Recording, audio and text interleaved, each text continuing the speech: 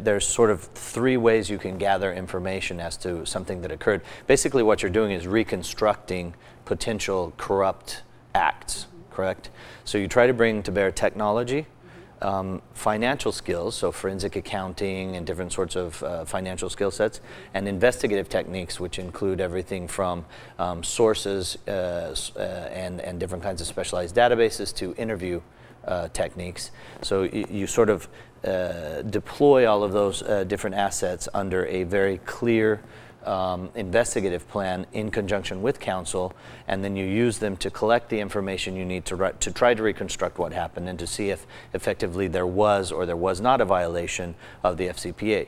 If there was a violation, then you have a second responsibility, which is to try to calculate the amount of revenue that was created out of that corrupt act, because the FCPA has a portion of it dedicated to what are the damages that are going to be calculated based on the corrupt act. So you have to come to some sort of conclusion.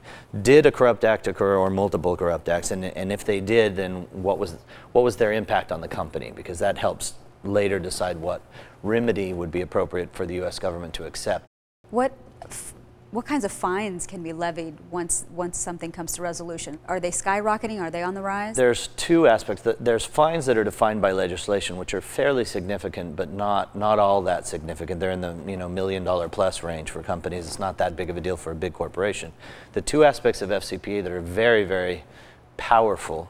One is that the directors of the company themselves can be indicted for a criminal violation. So it has an aspect that is personally and criminally reflected on directors of companies, and that's a huge incentive to try to get to the bottom of things and to resolve them.